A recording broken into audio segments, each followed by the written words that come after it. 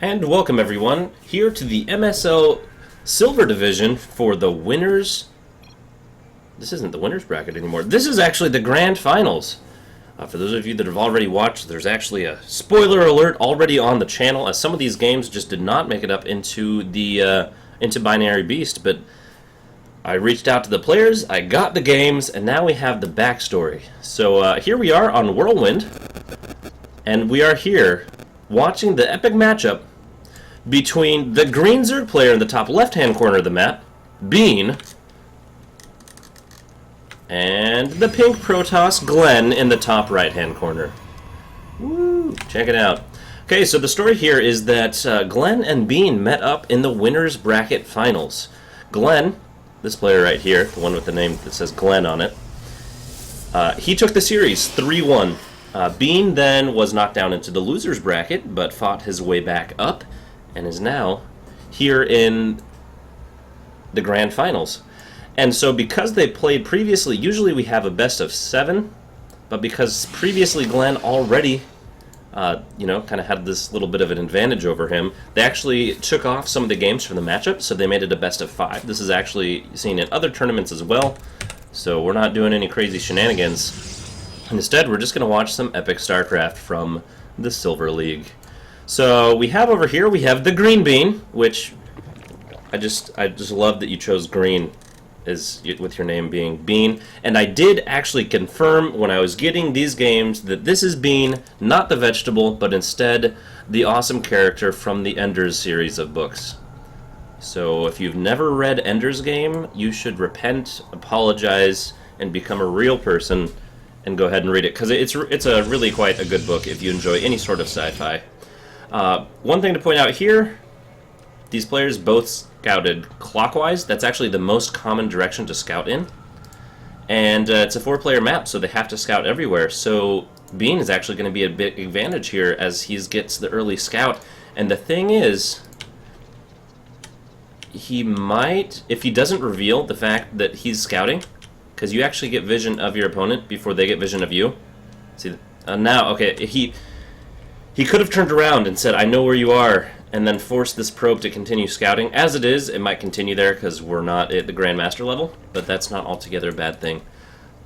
So it's just something to be aware of. If you're scouting, you can actually just go ahead and just barely see, and then they still don't know where you are. But if they see your Overlord flying in from this side, they know exactly where you are. So we have a Forge First Expand out of Glenn. That's totally appropriate against Zerg. While out of Bean, we had a relatively fast gas. We also, I think it was actually Hatch Pool Gas is actually what my official, I think, what happened going on. But he's only at 2 bases, so this is a little bit interesting. That earlier gas will allow him to get earlier speed, which he should have money for in just a moment, which we will see if he go ahead and uses. But he might not. So the scout does happen, but the probe should get shoot away here pretty quick. It actually does go down. Way to go, Queen. Check this out. Using the backspace trick to keep the larva injects timed. That's wonderful. Kind of curious what happened there.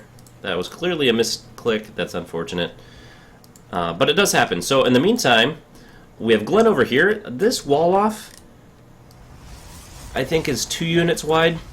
The probe there holding the gate until the Zealot can come. The Zealot's much better. Yeah, we have a scouting drone chilling in the main. Gets to see both gas geysers, the fact that they're both down. Sees the Chrono Boost still on the Nexus. That's a big deal, as you know that there's probably not Warp Gate being Chrono Boosted out. That's a big deal.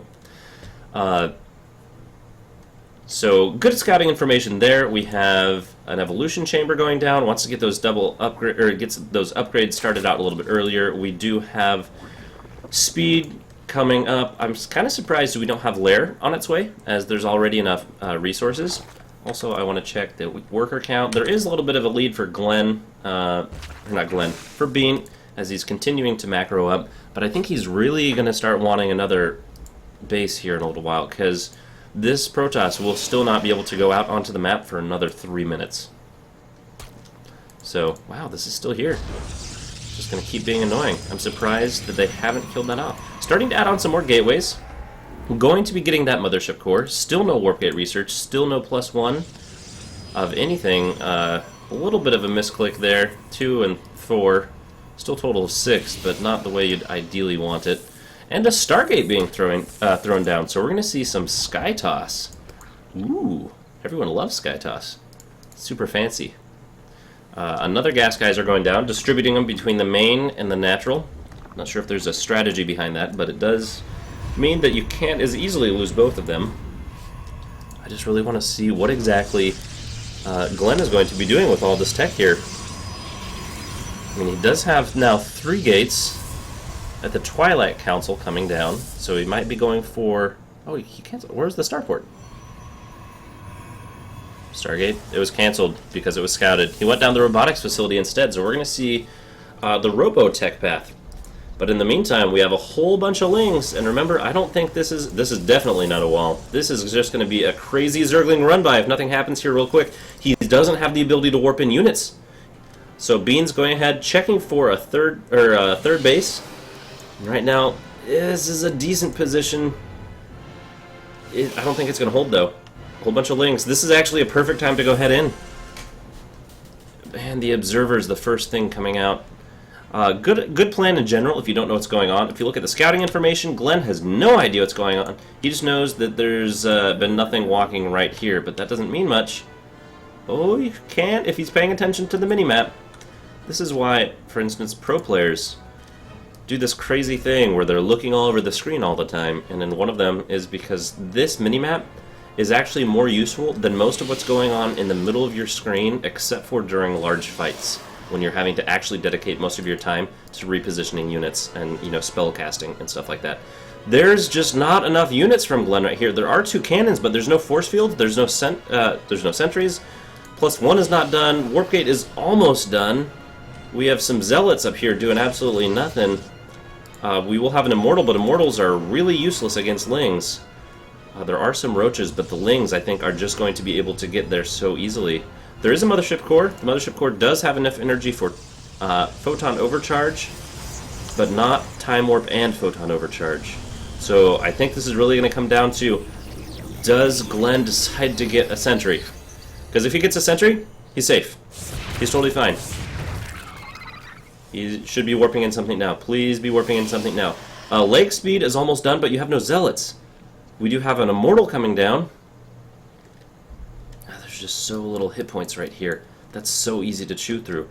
I'm a little bit surprised that Bean is not going out. Of course, he's just waiting for some additional reinforcing units. He's still macroing it up. He can go ahead and taking that base. Got a nice, really good contain going on here.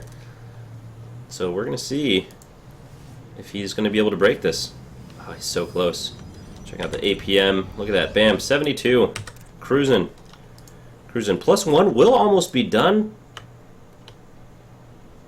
which is actually kind of a big deal. Carapace, and there is +1 missile attacks for the roaches, but the lings will not be as beastly, and this will make a big difference.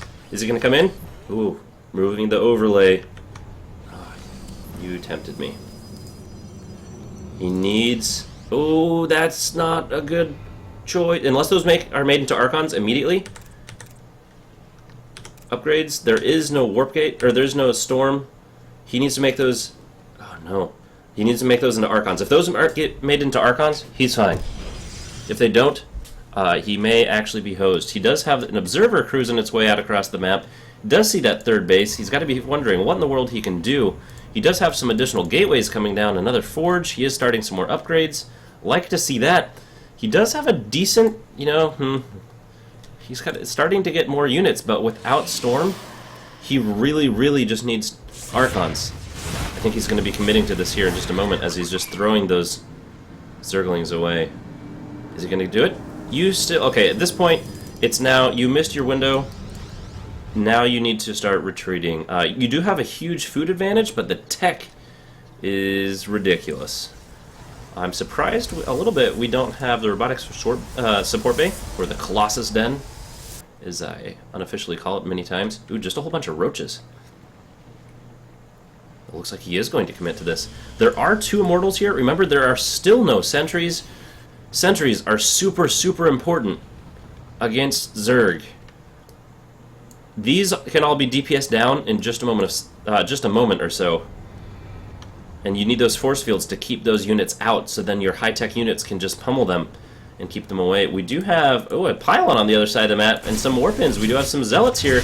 Gonna get some decent amount done. Actually gonna pull the entire army back. In that case, it was totally worth it. Takes down a queen, takes down some hydras.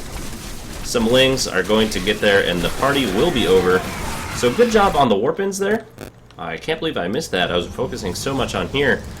Some more stalkers. Stalkers not actually what you're really going to be wanting here. Now we're adding on some sentries. That's what I like to see.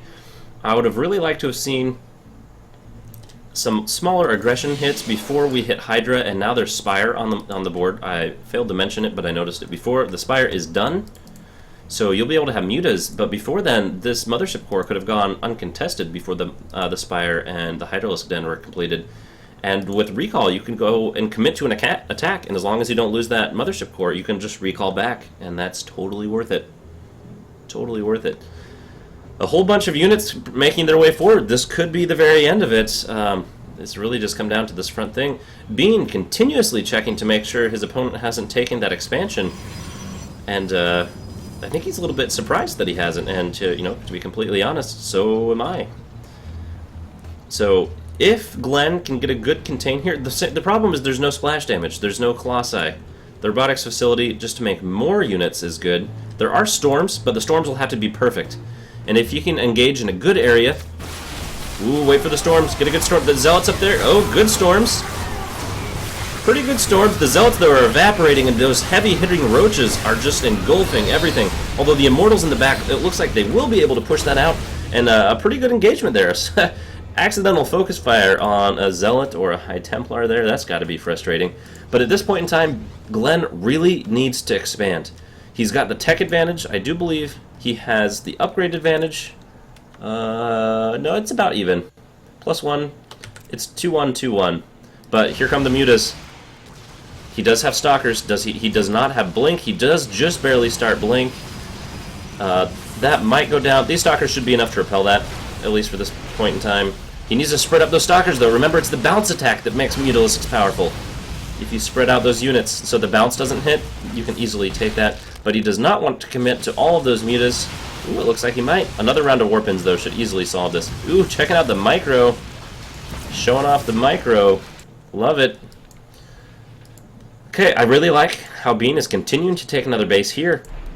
And Glenn is trying to deal with these Mutalisks. He's pylon blocked, which is always really frustrating. He's going to have to bring his whole army in, including the mutas, or the zealots, which is a little bit unfortunate. But he really, at this point, just needs to expand, and I think the muta play is actually really containing him right here. As now he's worried about that. He does have a cannon in the back. That does help, but there's not many resources here. So we do have Blink just about halfway done. That will help out a lot against these mutas. But look out. Heart of the Swarm. Look how fast they regen health. Bam, bam, bam. That makes them much more useful. Before, if they took damage, you had to wait a long time before you can go and attack again without losing lots. And now they regen much more quickly. And it looks like we're going to see a two-pronged attack here. A little bit of muta harass in the back and a whole bunch of roach aggression at the front. And remember, there's still no Colossi. There's still no splat. Well, there is some splash damage in the form of High Templar. There's just not very many of those. This could be a really bad place to attack. Just a storm out there. It'd be fine. Oh, but a bad timing. He's going to have to get the cancel on this. He doesn't have tons of resources to spare. Is he going to get the cancel? No, they're just going to die. So he just lost 600 minerals. That's brutal. And moving out to attack, this could be dangerous. No, it looks like he's going to be fine for now.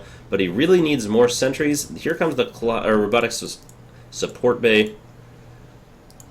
And this next engagement, this could get a little bit awkward. The Mothership Core is still with the army, so he has the ability to retreat back home at any time.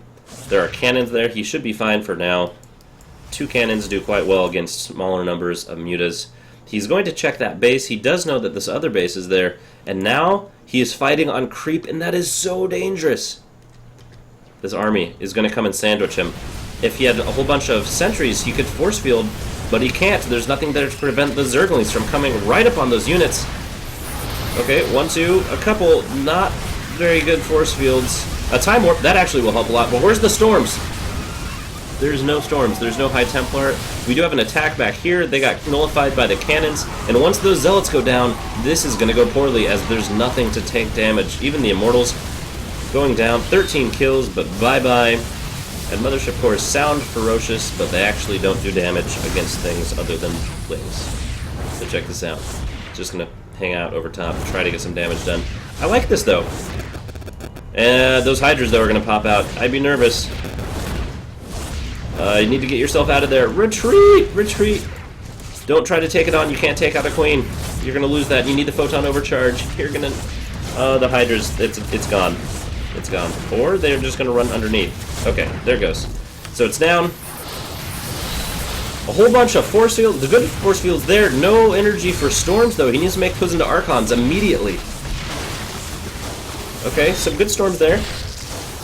But he needs to make Archons. Make Archons. Storms are good.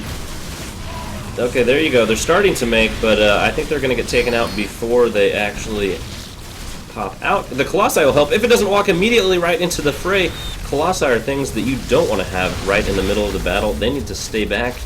There are a whole bunch more units coming out, though, and those Colossi do not have extended thermal lances, and they're going to get roasted. Check that out. The Zealots get shut down, and it looks like the Hydra army is going to make their way in. Colossi gets 1 kill off, and it looks like Glenn's going to throw down the GG, as it is 47 food to 155. So, excellent game there. That was really good. Glenn, you had some good defenses. I think the main problem is that you never really you were never really able to expand. And in the point in time when you could use that Mothership Core, when there's no anti-air, you really couldn't. You didn't take the advantage and take that opportunity to go out and advance with the Mothership Core when it couldn't really be contested, and then just try to do some damage and then recall out. I think that was a missed opportunity. But Bean, good job there.